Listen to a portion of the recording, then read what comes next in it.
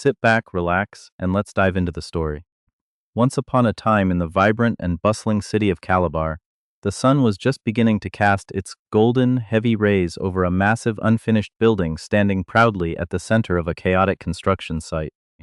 The morning air was already thick, smelling strongly of freshly mixed cement, dry earth, and the sharp, powdery dust that rises when hundreds of heavy bricks are moved at once. Workers moved very fast, running back and forth like ants in a disturbed hill, carrying heavy concrete blocks on their shoulders, mixing mounds of coarse sand, and carefully climbing shaky wooden ladders that creaked under their weight. It was a scene of pure, exhausting physical labor, where sweat dripped onto the dry dirt and the loud, relentless clanking of shovels against metal pans filled the air. Then, breaking through the chaotic noise of the site, a sleek, pitch-black luxury car drove smoothly into the dust-covered area and slowly stopped near the main building structure. Everyone looked. The sharp contrast between the shiny, expensive vehicle and the rough, dirty environment was impossible to ignore. The heavy door clicked and swung open, and a tall, impeccably dressed man stepped out onto the uneven ground. He wore a perfectly tailored, clean, and incredibly expensive dark suit that didn't have a single speck of dust on it. His face was completely calm, a mask of controlled confidence, but his eyes were sharp and piercing as he carefully looked around the massive construction site, evaluating every single detail with the precision of a master architect.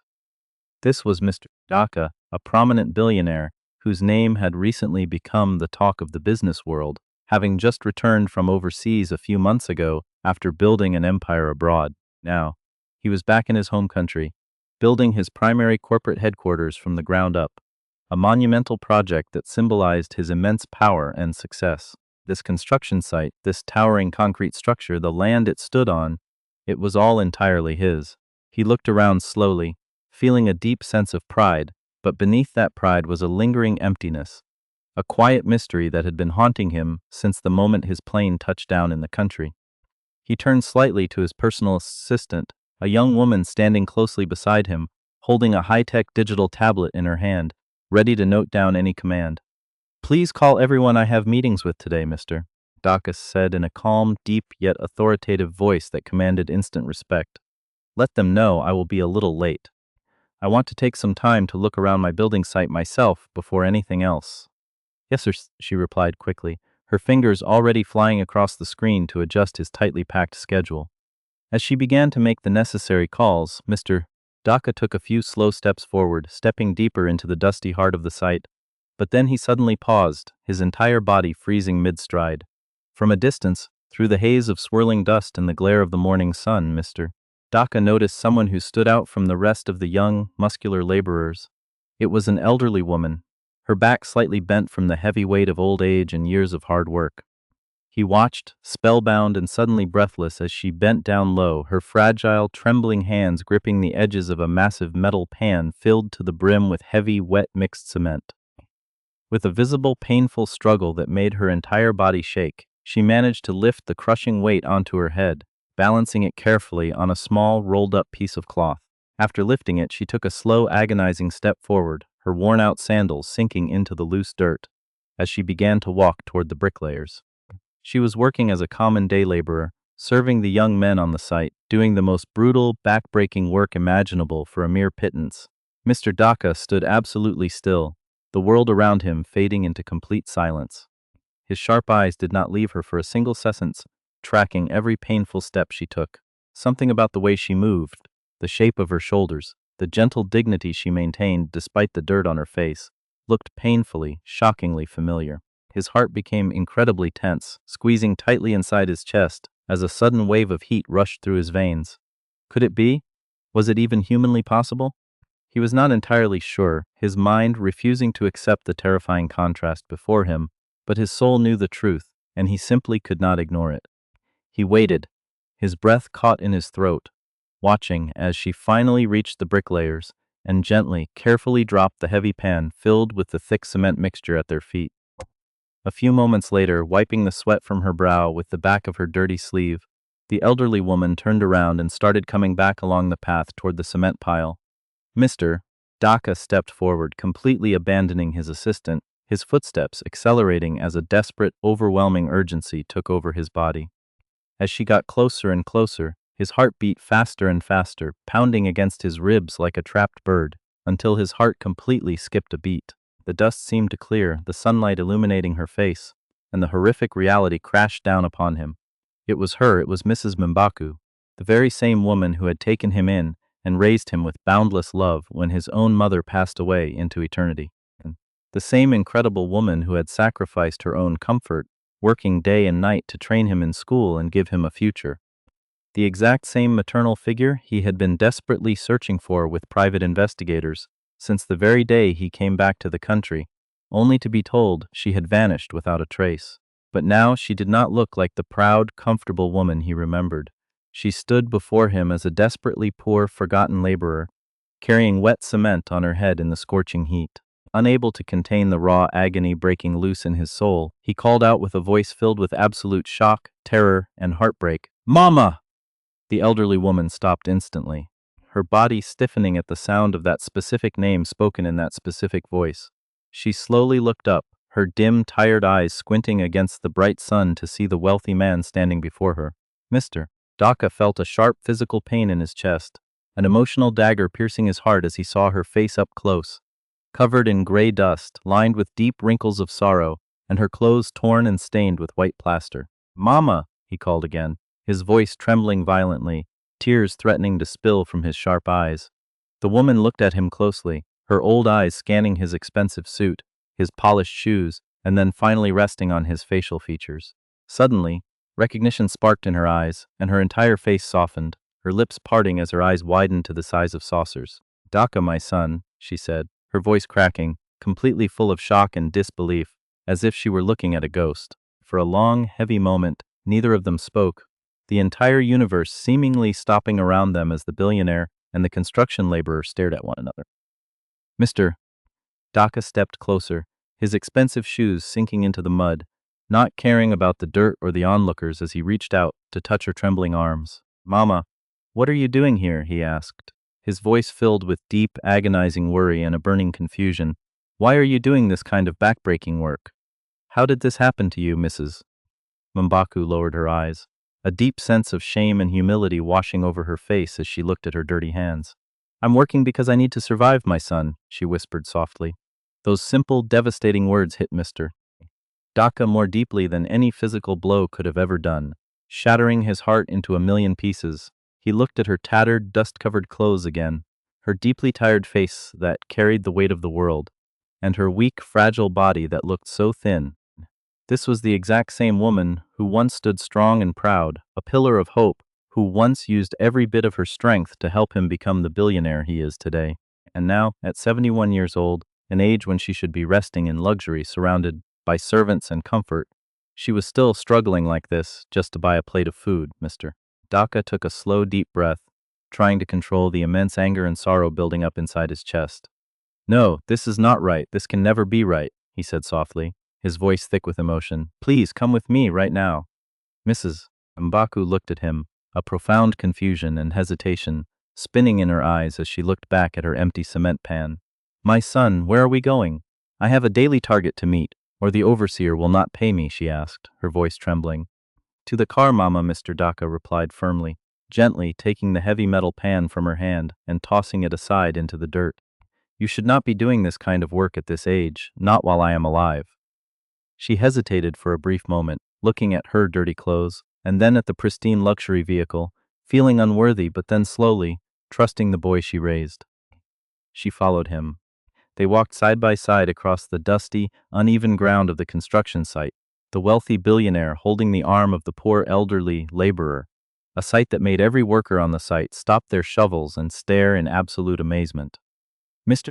Daka walked to the passenger side and personally opened the heavy door of his luxury car for Mrs. Mbaku to enter, completely ignoring the dust she would leave on the expensive leather seats. She entered slowly, shifting uncomfortably on the soft plush interior.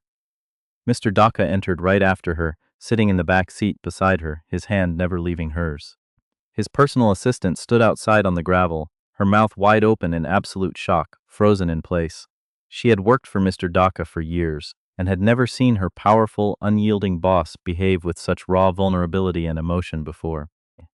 Realizing the gravity of the situation, she quickly broke out of her trance and entered the front seat, still completely confused and quiet. Inside the luxury car, as the heavy doors shut out the noise of the construction site, there was a heavy, suffocating silence that filled the air.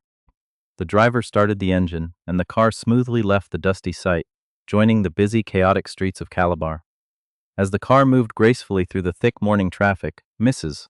M'Baku turned her head and looked out of the window, watching the city blur past. Her eyes were calm, but her mind was incredibly far away, drifting backward into the deep, dark ocean of her memories. She was remembering exactly how life had ruthlessly dragged her down to this painful point. Recalling a time when her life was completely different from the nightmare she was currently living. There was a time, many decades ago, when her life was not like this at all. She had a home, a magnificent good home in a beautiful neighborhood. She had a loving husband who cherished her, and there was absolute peace and laughter within their walls. There were even multiple maids and servants in the house to help her with the daily chores, allowing her to live like a queen. Life was incredibly comfortable, wealthy, and stable, but despite all the riches, something deeply profound was missing from her life, a child of her own. Time passed relentlessly, month after month, year after year, but no child came to bless their marriage. Her husband's family, deep-seated in tradition and greed, began to complain bitterly. At first it was quiet, whispered insults behind her back during family gatherings. But then it became louder, turning into severe pressure, cruel insults, and endless, painful questions thrown directly at her face. When will you give us a child? Are you a man or a woman? Why are we wasting our son's wealth on a barren womb? They would shout. Years continued to pass, and still, despite all the prayers and traditional remedies, nothing changed. Then, one cold, unforgettable day, everything changed in a flash of cruelty. Her husband's family unexpectedly arrived at the house, and with a cold smile they brought another, much younger woman into the living room. They boldly announced that this new woman was there to live in the house and give her husband the child that Mrs. M'Baku could never provide. Mrs. M'Baku felt completely broken, her heart shattered into dust as she looked at her husband, who simply turned his face away in cowardly silence. She felt entirely alone in the world, and before she could even process the betrayal, the family ruthlessly threw her out of the house into the cold streets. Just like that, after years of loyalty and love, they cast her away with no care, no financial support, and absolutely no place to go. At that dark, terrifying time when the entire world turned its back on her, she had only one true person left in her corner, her best friend, who happened to be Daka's biological mother. Daka's mother did not hesitate for a second. She immediately took the broken Mrs. M'Baku into her own home, wiping her tears and giving her a place to belong. Daka was still a very little boy back then, a joyful child who had both of his parents alive, a loving, hardworking father and a deeply caring mother. They worked tirelessly as a team to give their young son a good, comfortable life, and for a short while, peace returned to Mrs. M'Baku's fractured world. But one fateful, terrible afternoon, something completely catastrophic happened that changed the course of history forever. Daka's parents dressed up beautifully, laughing and holding hands as they prepared to go out for the evening. They wanted to celebrate their milestone wedding anniversary, a special night meant to be filled with love and happy memories. But it did not end that way. On their way back home, a reckless speeding truck lost control on the highway, crashing violently into their vehicle in a very bad, destructive accident. Just like that, in a single terrifying second, both of Daka's parents lost their lives, leaving the world behind.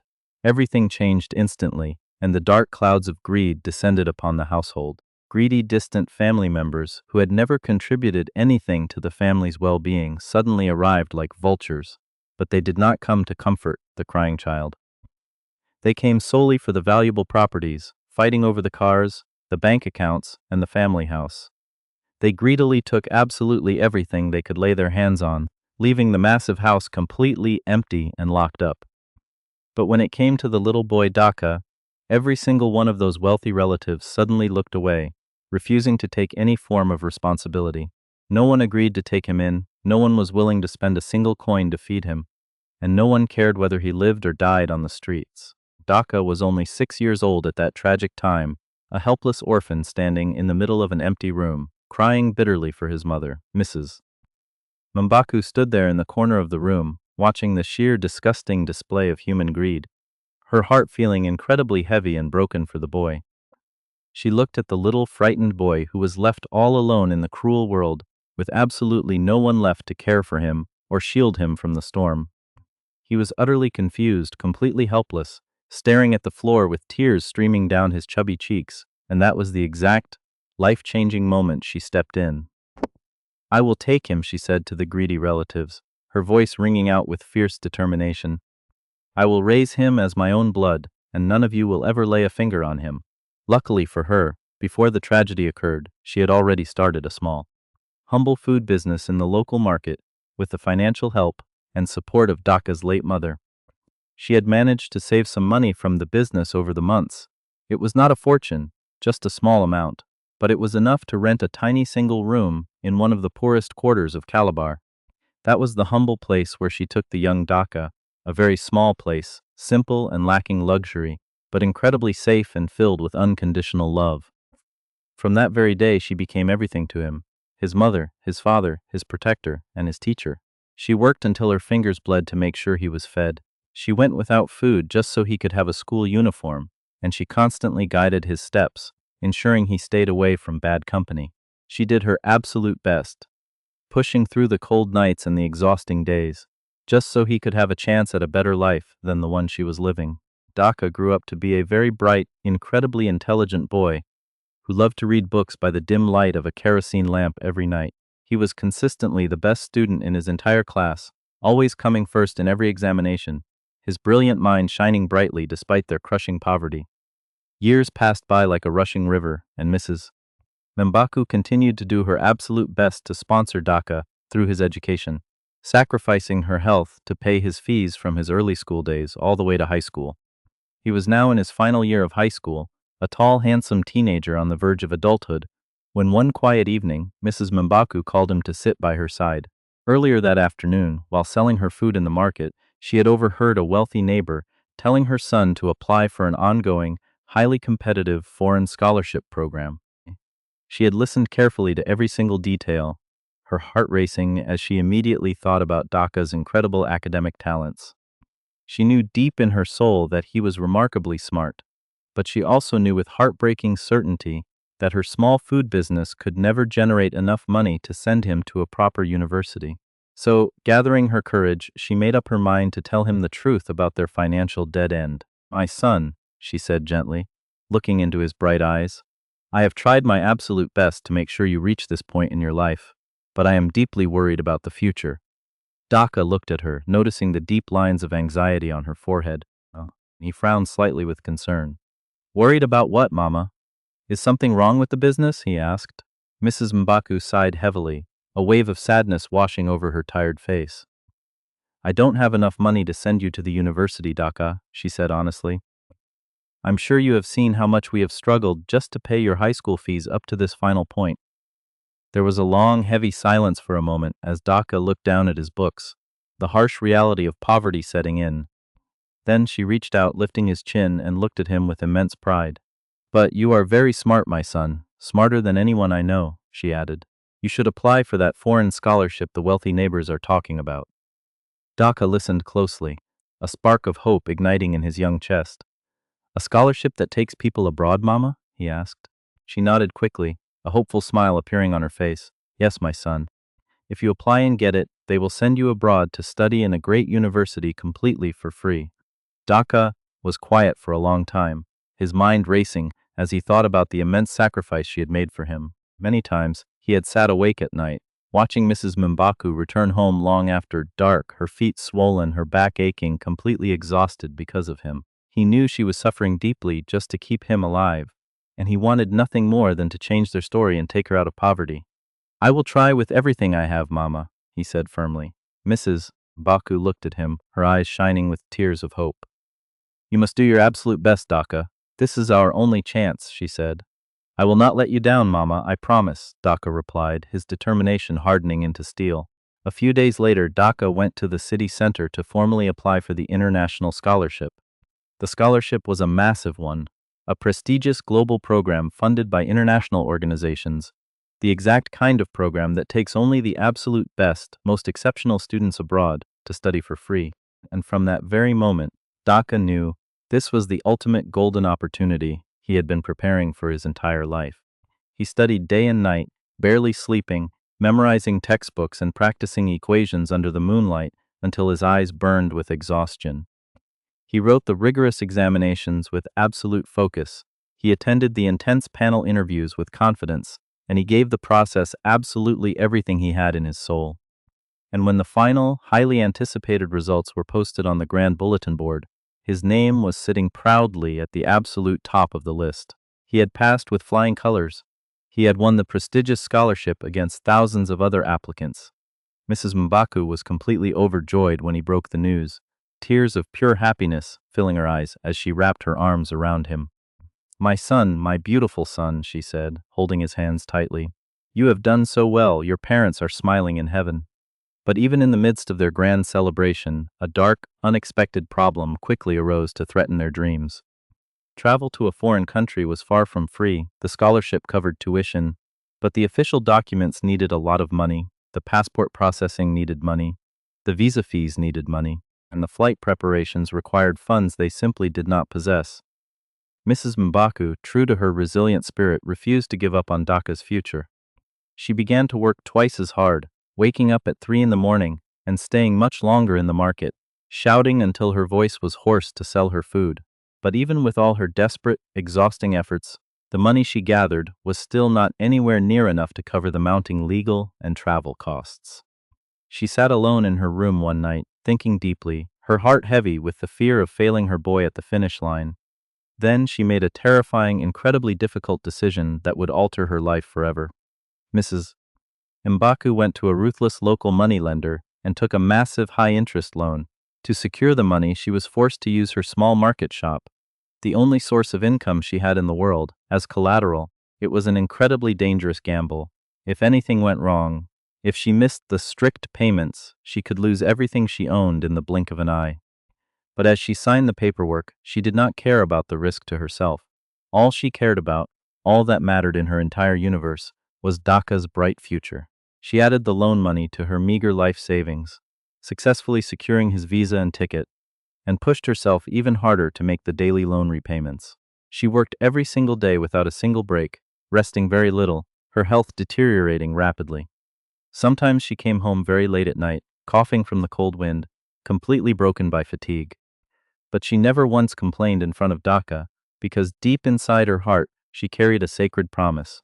She knew she was not just raising a brilliant boy, she was actively honoring the memory of her late best friend Dhaka's mother, the wonderful woman who had given her a place to live when she was cruelly pushed out by her own husband's family. This sacrifice was her ultimate way of paying back that ancient debt of love.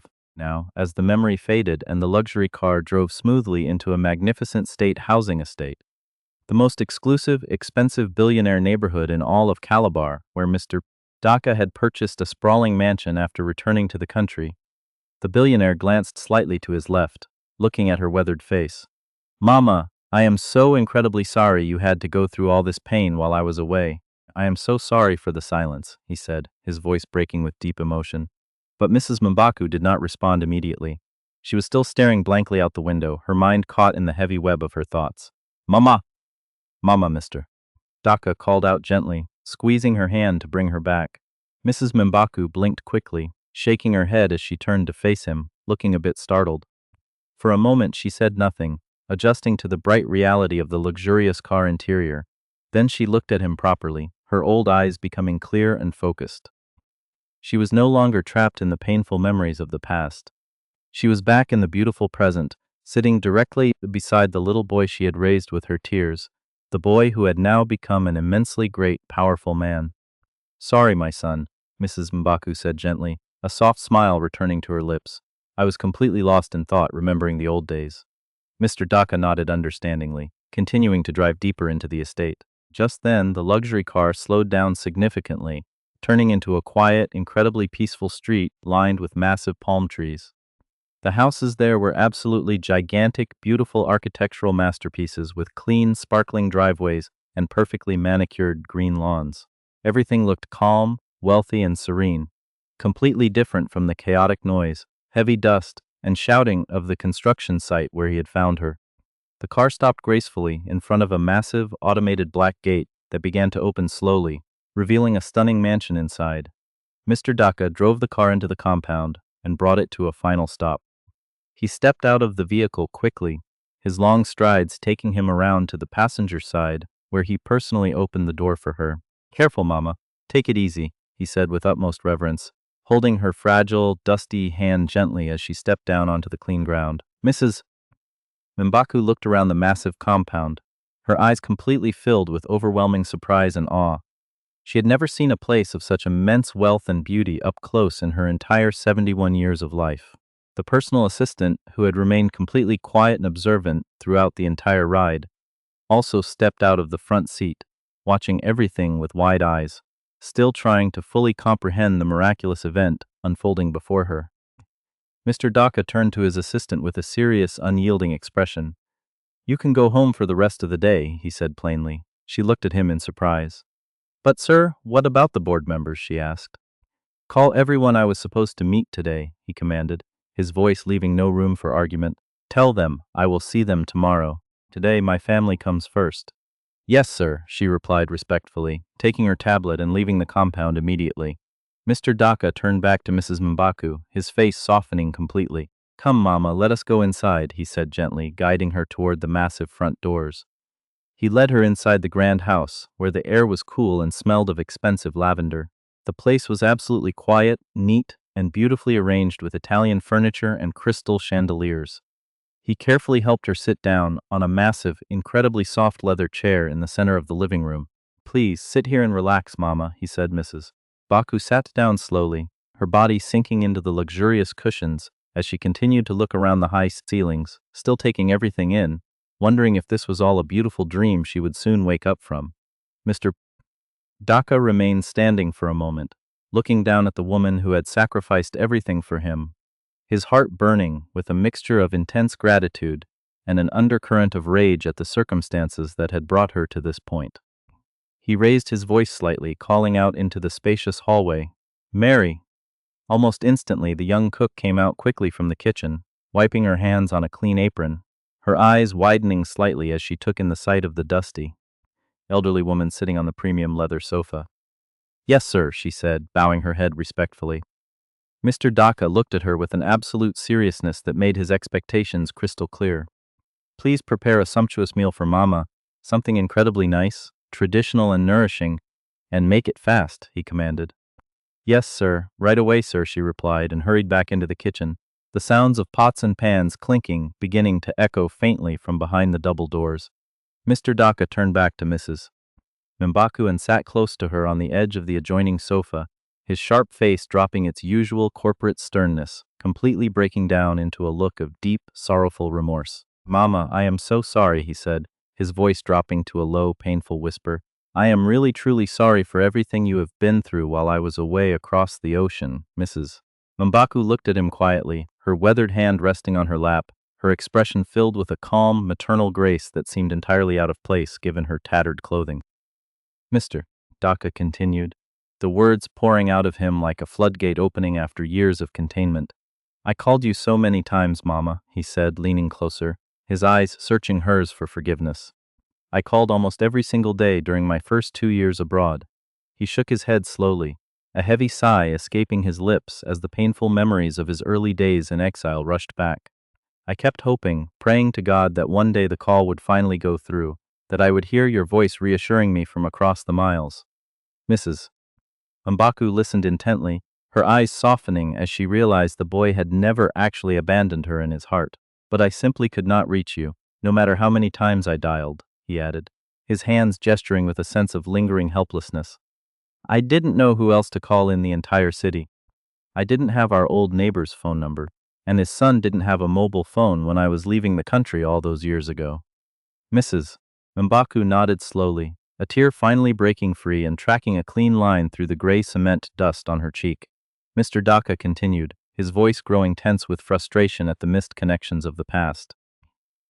"When I finally made my fortune and came back to the country a few months ago, the very first thing I did was start looking for you. I hired people. I went to our old house myself, hoping to surprise you." He paused, a dark shadow passing over his face as he remembered the crushing disappointment of that day. But you were no longer there, Mama. The small room was occupied by strangers. I asked around the entire neighborhood, begging the shopkeepers for clues, but no one knew where you had moved to or what had become of you. Mrs. Baku took a slow, deep breath, her old chest rising and falling heavily under her worn blouse. My son, she said, her voice trembling but clear. I lost my phone, mister. Daka frowned slightly, the simplicity of the explanation catching him off guard. How, Mama? How did you lose it? He asked, desperate to understand the exact moment their lives diverged into two separate universes. I was inside a crowded bus, she explained, her eyes staring into the distance as she replayed the unfortunate day. I was on my way to the big market to buy supplies for my food business. It was a very hectic morning. People were pushing and shoving to get inside.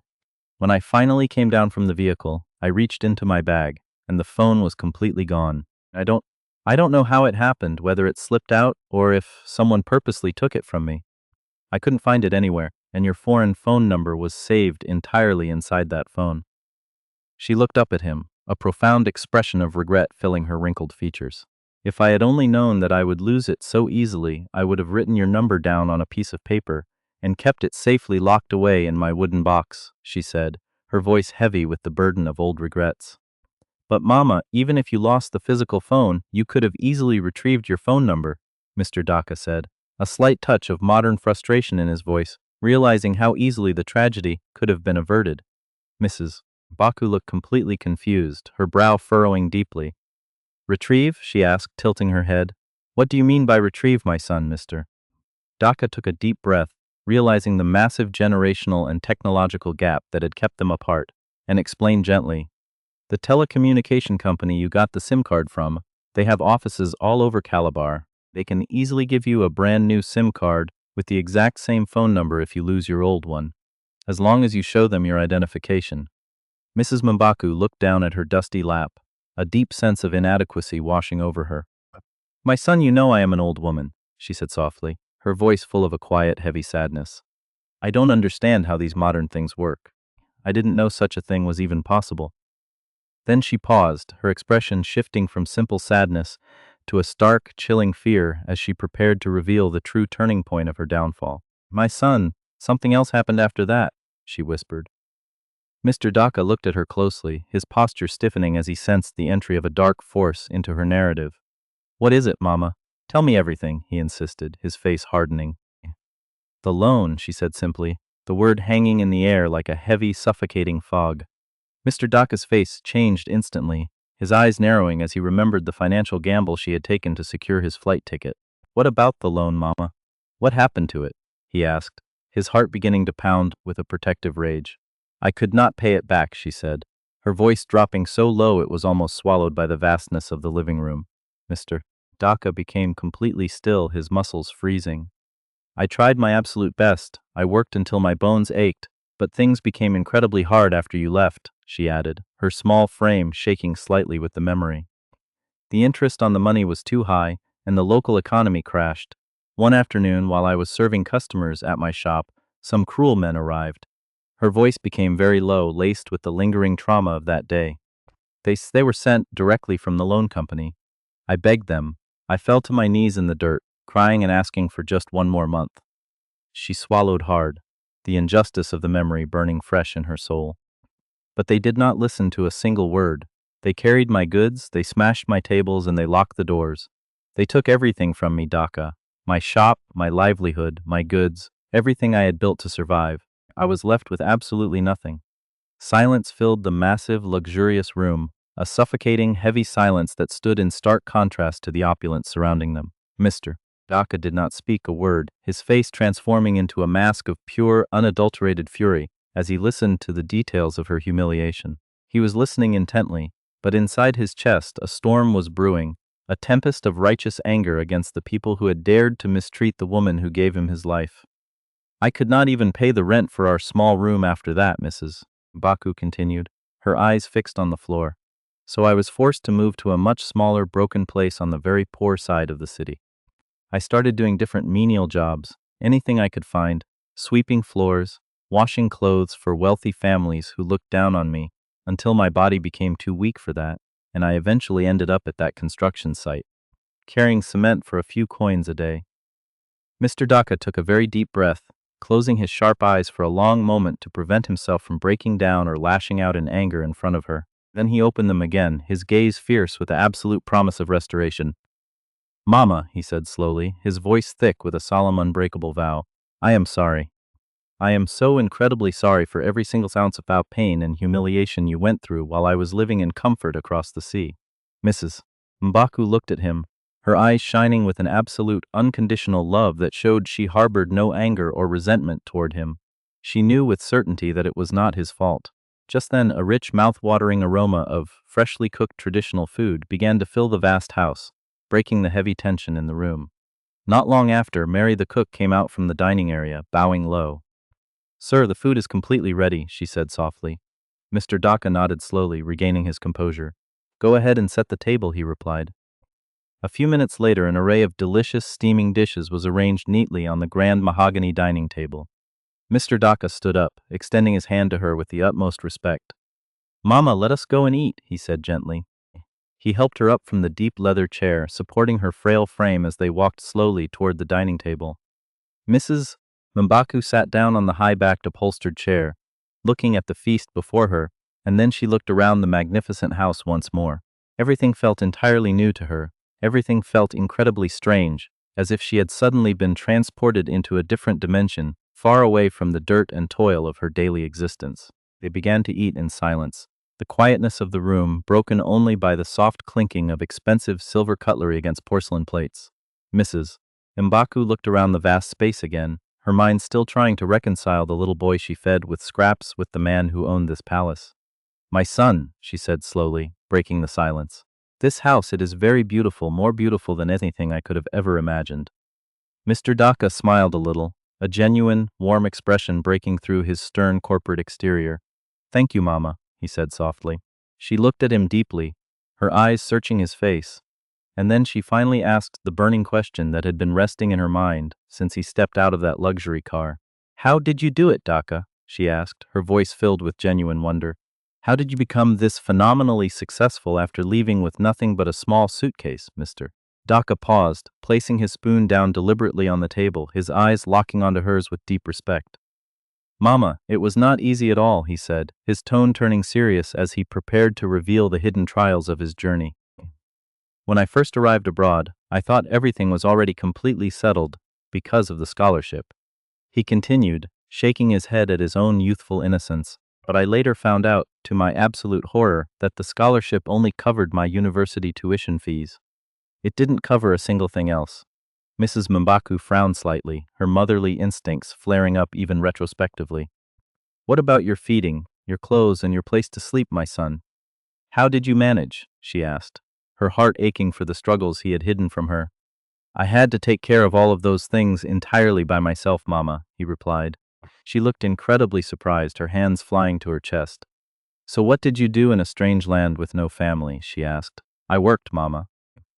"International students were legally allowed to work for a limited number of hours every single week, Mr. Daka said, his eyes reflecting the memories of long freezing nights spent washing dishes and cleaning floors after 12 hours of intense university lectures. Mrs. Baku shook her head slowly, her heart swelling with a mixture of pain and immense pride for his resilience. "My son, you suffered so much in silence," she said. Mr. Daka nodded, a firm smile appearing on his face. "Yes, Mama, but after I finally graduated at the top of my class, I got a very good corporate job. The pay was excellent, but I never forgot the core lessons you taught me in our small room." Mrs. Mbaku looked at him, her eyes curious. "What did I teach you that helped you in such a wealthy place?" she asked. He smiled warmly, reaching across the table to touch her hand. "To always save money, Mama, no matter how small the amount is, and to never live above your means." Mrs. Mbaku smiled faintly, a spark of recognition lighting up her tired face. "I remember telling you that every single time you earned a little coin," she said softly. Mr. Daka continued, his voice growing animated as he described the turning point of his career.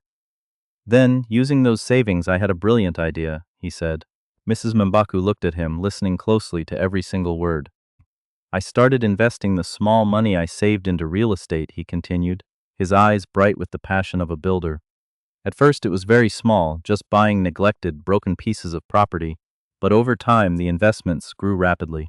I eventually reached a point where I could buy entire apartment houses, renovate them completely, and sell them for a massive profit," he added, his voice filled with a sense of triumph. It became an incredibly lucrative business that I could completely rely on, so I eventually resigned from my corporate job entirely and focused on real estate development fully, which is what brought me back here to build this empire. Mrs. Mbak's eyes softened completely, tears of pure, unadulterated pride welling up in her lower lids. "My son," she said quietly, her voice trembling with emotion, "I am so immensely proud of the man you have become, Mr. Daka looked at her, his heart full. "Thank you, Mama, but I am only here because you gave me the foundation to stand on," he replied. After they had finished eating the magnificent meal, Mr. Daka stood up from the table, his mind already spinning with plans for her future. He called out into the hallway, "Mary!" A young maid came out quickly from the adjacent room, bowing respectfully. "Yes, sir," she said, Mr. Daka pointed gently at Mrs. Mbaku, his voice soft but commanding absolute care. "Take my mother to the master guest room," he instructed. "Help her freshen up with warm water, give her the finest towels, and make sure she rests peacefully without any disturbance." "Yes, sir, right away, sir," the maid replied, walking over to Mrs. Mbaku and gently offering her arm. Mrs. Mbaku stood up slowly, her old bones cracking slightly from the exhaustion of the morning's heavy labor at the construction site. She turned to look at Mr. Daka one last time before leaving the room. "Thank you, my son, for this kindness," she said softly. "You deserve far more than this, Mama. This is just the beginning," he replied with a warm smile. The maid then led her slowly down the long, carpeted hallway toward her luxurious new quarters. Mr. Daka remained standing at the long dining table, sitting down again after she left, completely alone in the quiet grand room. His mind was far from calm. The image of her carrying that heavy cement pan on her 71-year-old head kept flashing vividly behind his eyelids, burning into his consciousness. He kept thinking about the sheer injustice of everything she had endured while he was accumulating wealth across the ocean, and a small, highly calculated plan began to form deep in his mind to completely rewrite her reality. The very next morning, before the sun could even heat the city streets, Mr. Daka took Mrs. Mbaku out in his luxury car, driving straight to the most exclusive boutique market in Calabar. He spent hours guiding her through the aisles, personally selecting the nicest, most expensive traditional lace and silk clothes for her, along with comfortable shoes that would cushion her tired feet.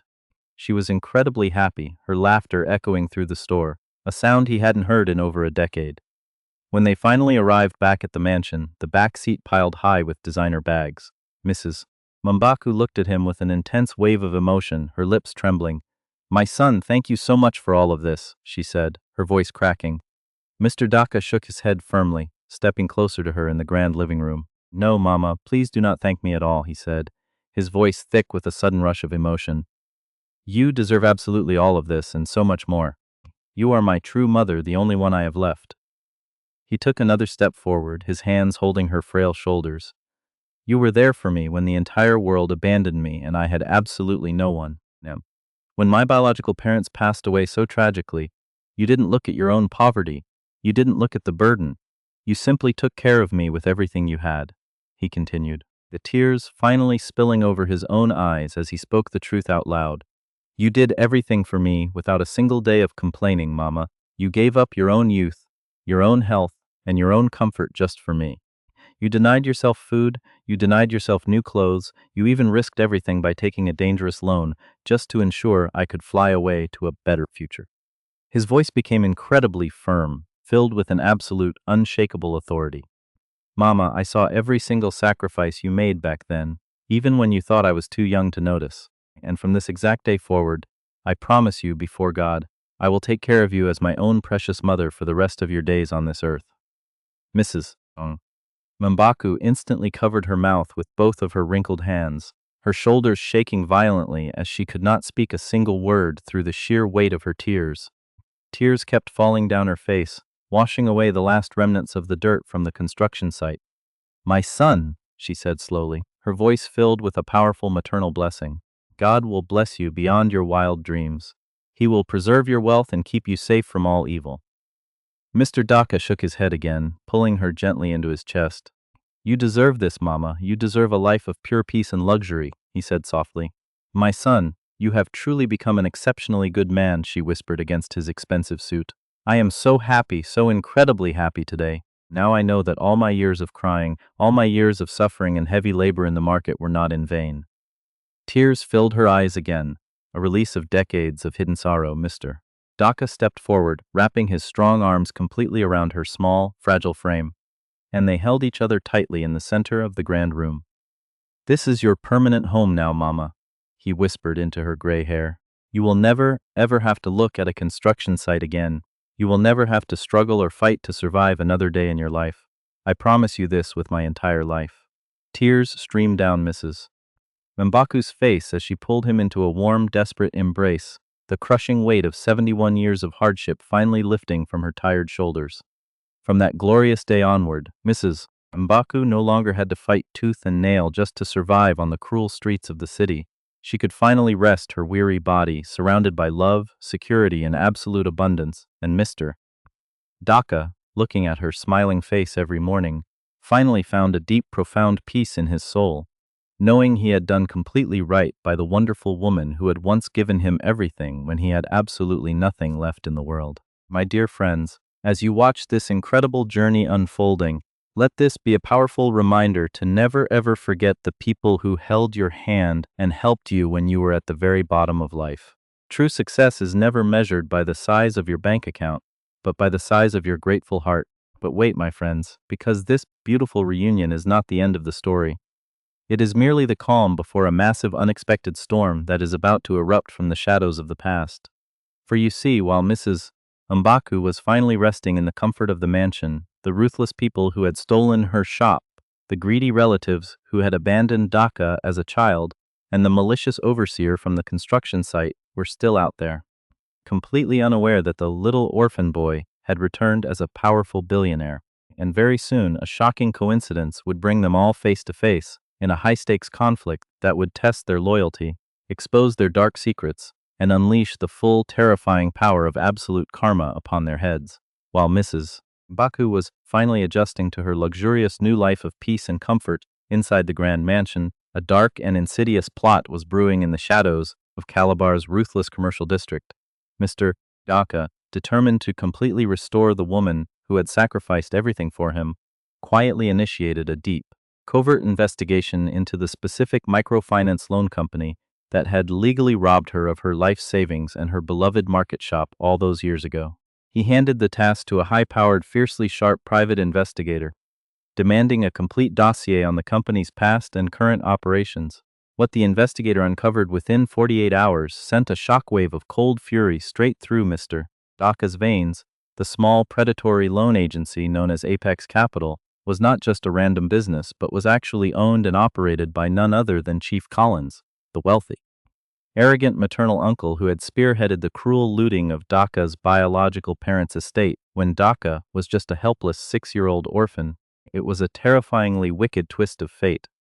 The very same relative who had refused to give a single coin to feed the orphan Daka was the exact same man whose company had ruthlessly stripped Mrs. M'Baku of her shop, entirely unaware that the poor woman he was crushing was the one protecting the boy he had abandoned. Chief Collins had grown enormously wealthy over the decades by systematically targeting vulnerable, illiterate market women, giving them predatory loans with hidden, impossible interest rates, and then using armed thugs to violently seize their shops, real estate, and goods the moment they missed a single payment deadline.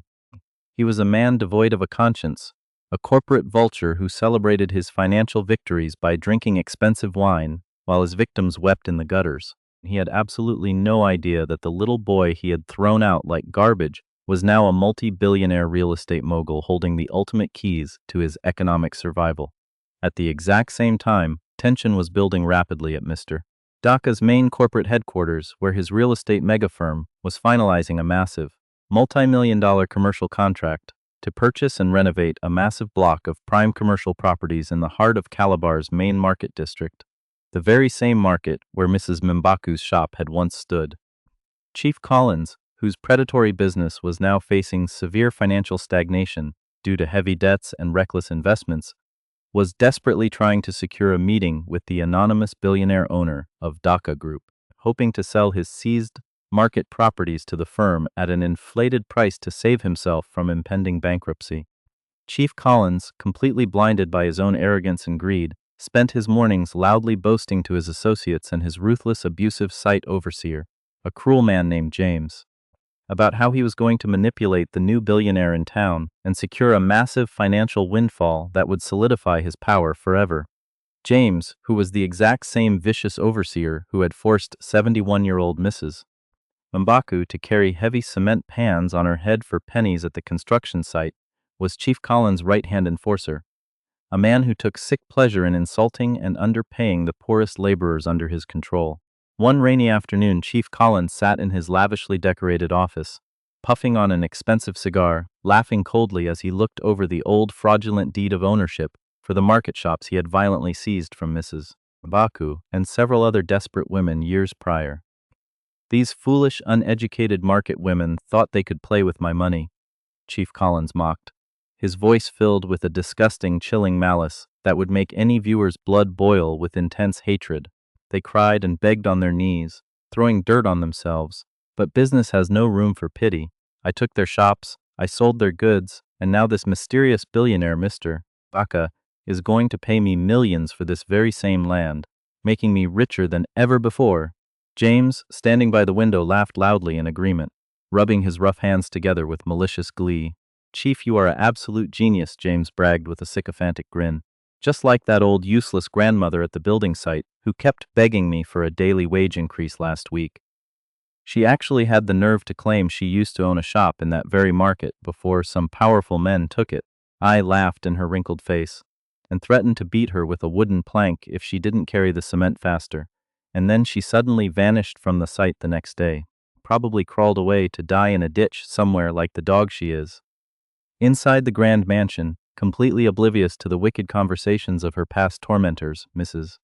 M'Baku was sitting quietly by the large window, watching the rain fall gracefully on the green lawns, her heart filled with a profound, unshakable peace.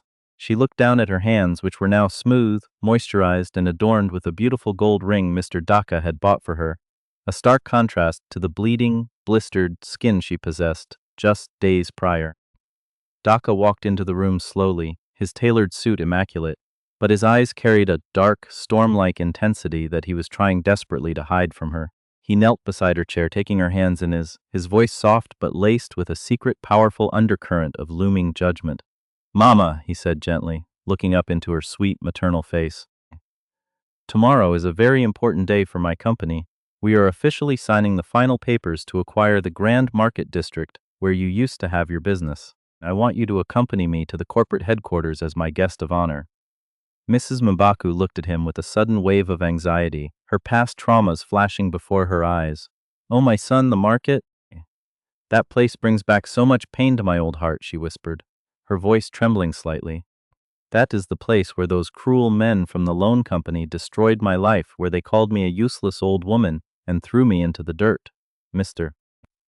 Daka's grip on her hands tightened, his eyes flashing with a dangerous, protective fire that signaled the arrival of absolute retribution. "Trust me, Mama," he said, his voice ringing with an ironclad certainty that echoed through the room. "The days of you hiding in fear are completely over. Tomorrow, the people who brought you pain will finally see the true power of karma, and I want you there to watch the scales of justice balance themselves forever." The next morning, the grand penthouse boardroom of Daka Group's towering corporate headquarters was filled with an intense, suffocating tension.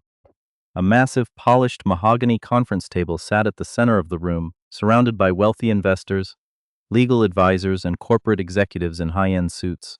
At the far end of the table sat Chief Collins, wearing his most expensive traditional attire and gold-heavy chains, his face completely flush with arrogant pride and greedy anticipation.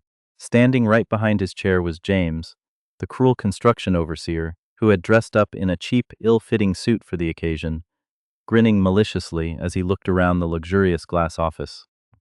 Chief Collins confidently patted a thick leather briefcase containing the fraudulent property deeds of the market district, believing that within minutes he would walk out of this room as a multi-millionaire, completely saved from his looming bankruptcy.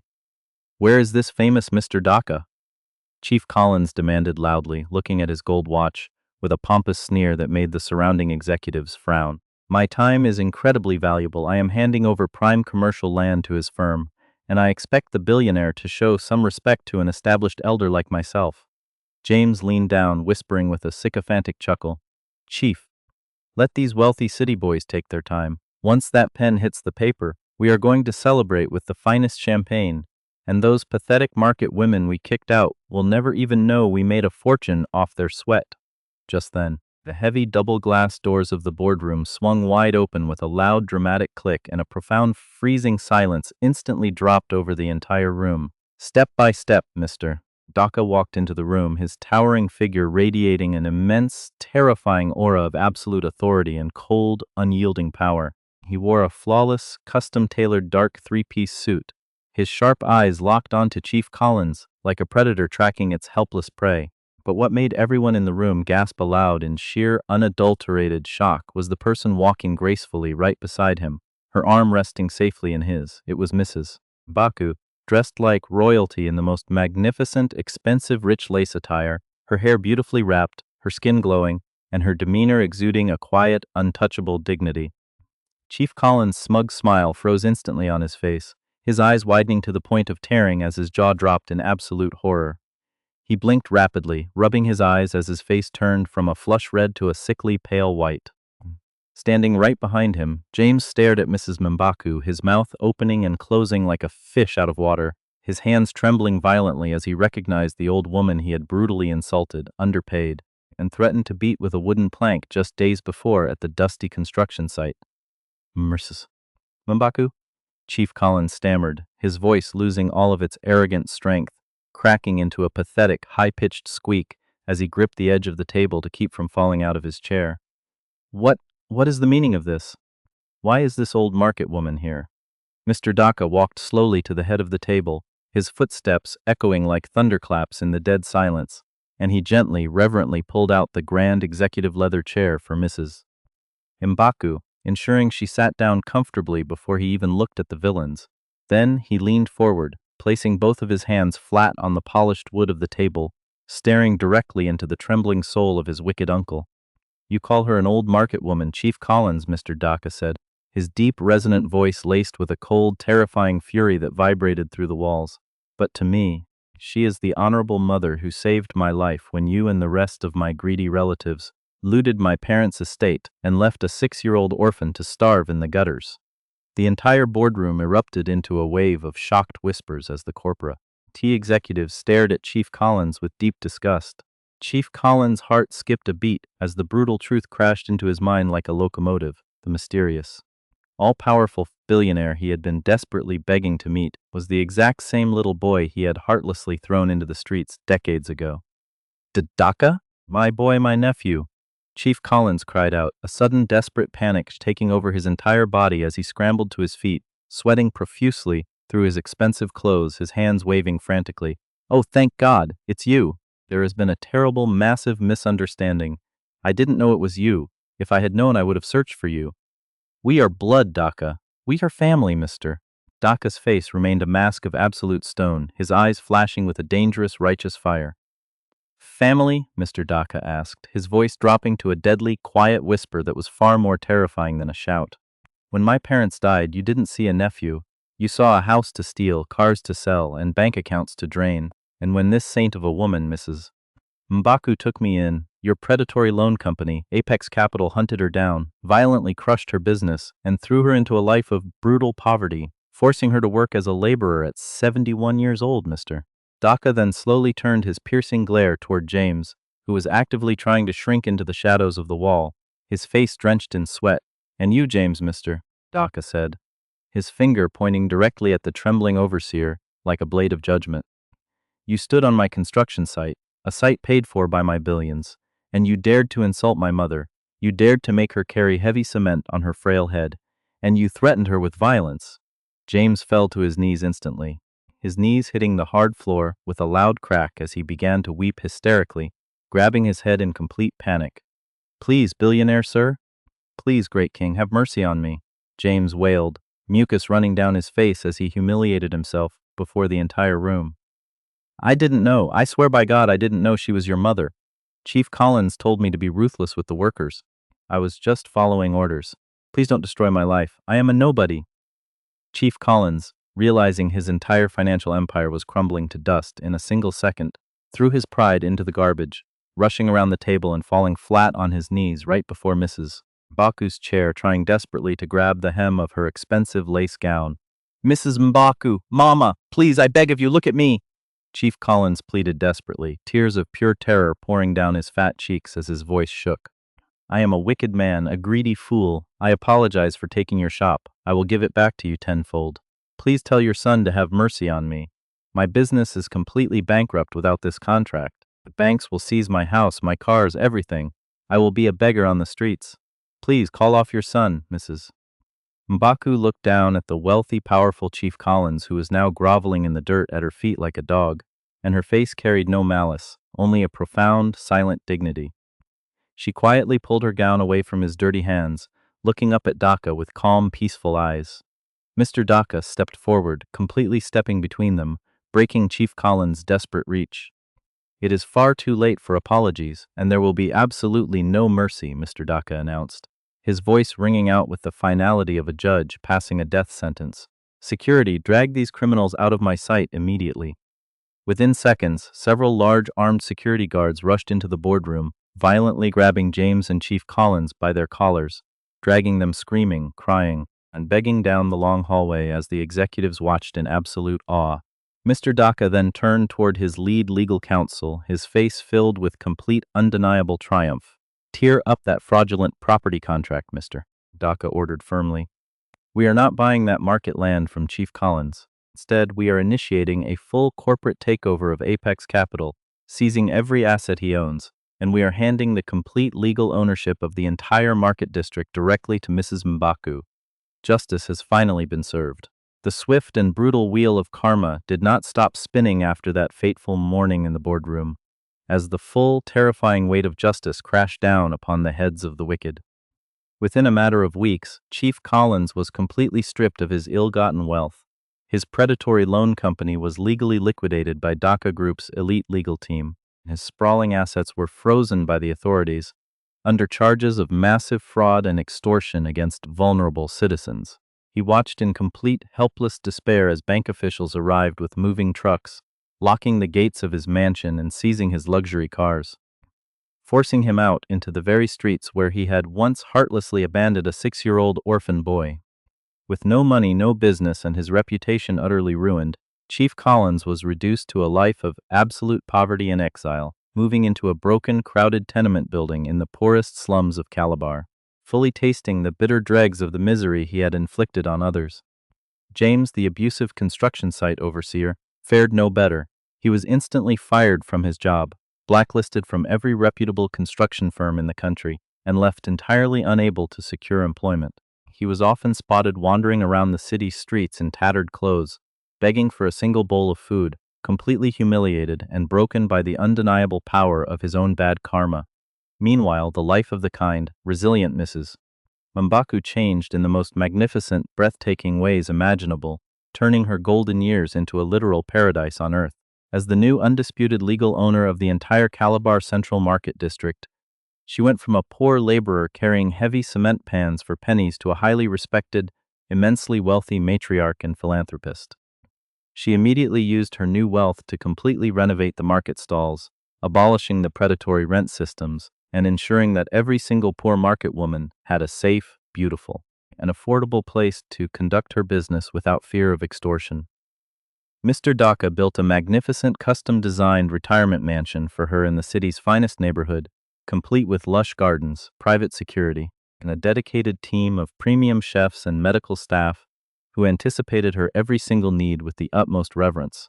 Every single morning, instead of waking up at the crack of dawn to the smell of dust and the pain of aching bones, she would sit on her beautiful veranda, clad in the finest silks, sipping rich tea and looking out over her gardens with a heart completely overflowed with peace, joy, and deep, unshakable contentment. Dhaka, now a completely fulfilled man, spent every weekend by her side, completely filling her days with love, laughter, and the deep family bond they had both been denied for so many painful years. My dear friends, as we draw the final curtains on this incredibly emotional and powerful story, let us take a moment to reflect on the deep, eternal philosophical lesson that it teaches every single one of us. Life is a giant echo, and the universe never forgets a single act of kindness, nor does it ever forgive a single act of deliberate cruelty. True success in this world will never, ever be defined by the heavy gold chains around your neck, the luxury cars in your garage, or the millions resting in your bank account, but rather by the loyalty of your soul and the gratitude of your heart. When you rise to the peak of wealth and power, never use your position to build higher walls to shut out the vulnerable.